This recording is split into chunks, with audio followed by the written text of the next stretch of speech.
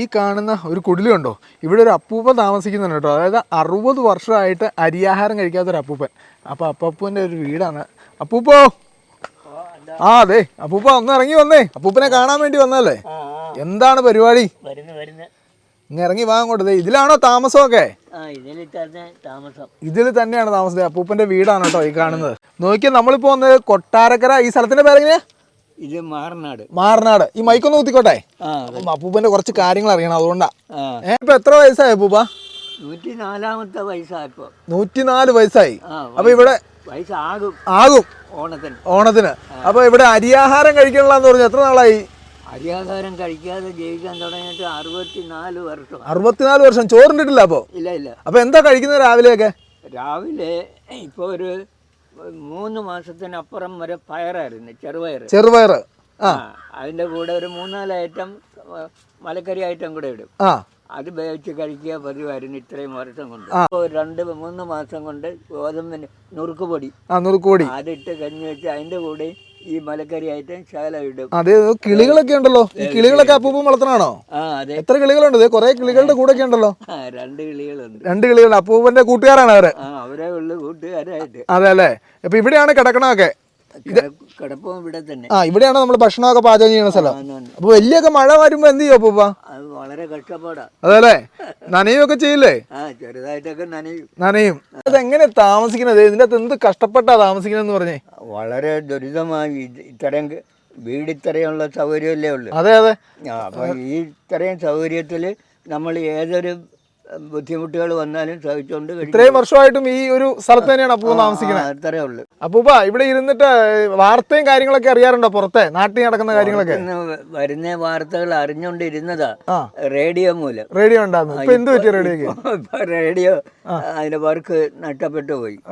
അപ്പൊ പാട്ടൊക്കെ കേൾക്കുവോ? പാട്ട് പാടുവോ? പഴയ പാട്ട് ഓർമ്മയുണ്ട്? പാടിക്കും. പാട്ട് പാടാത്ര എല്ലാ പാട്ടും ഒന്നും അറിയത്തില്ല. ഒരു പാട്ടൊക്കെ പാടുന്ന ഏതെങ്കിലും ഒരു പാട്ട് പാട്. ആനനച്ചായയിലാടുമേയ്ക്കാൻ ഞാനും വരട്ടെയോ നിന്റെ കൂടെ. പാടില്ല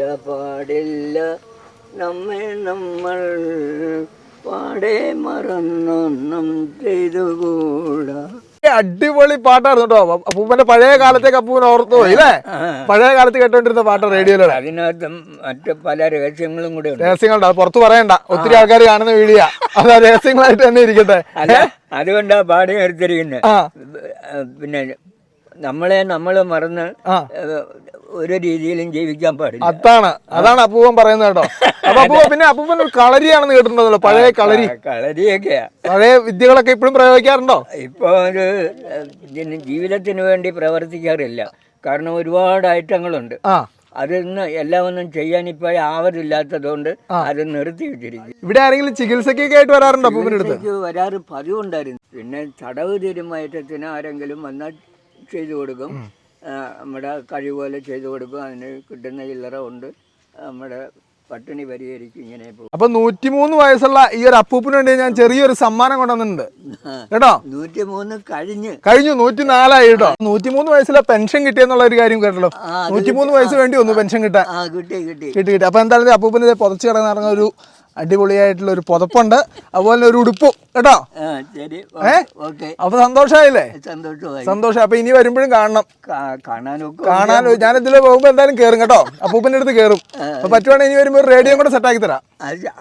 അത് കിട്ടിയാ നമുക്ക് വെളിയിലുള്ള പുറത്തുള്ള എല്ലാ എന്നാ ഞാൻ ഒരു റേഡിയോ സെറ്റ് ആക്കി തന്നേക്കാം. ഇവിടെ ഞാൻ നമ്പർ മേടിച്ചിട്ട് റേഡിയോ ഓർമ്മ തന്നേക്കാം കേട്ടോ. എല്ലാം വിവരവും അറിഞ്ഞോണ്ടിരിക്കും. അപ്പൊ അങ്ങനെ ആയിക്കോട്ടെ. അപ്പൊ ഞങ്ങൾ പോകട്ടെ. അപ്പൊ എന്തായാലും സന്തോഷം. അപ്പൊ എന്തായാലും ഈ അപ്പൂപ്പനെ പരമാവധി എല്ലാവരിലേക്ക് എത്തിക്കേട്ടോ. പുതിയ കാഴ്ചകളായിട്ട് കാണുന്നവരെ ബൈ. ആനനച്ചായയിലാടുമേയ്ക്കാൻ ഞാനും വരട്ടെയോ നിന്റെ കൂടെ.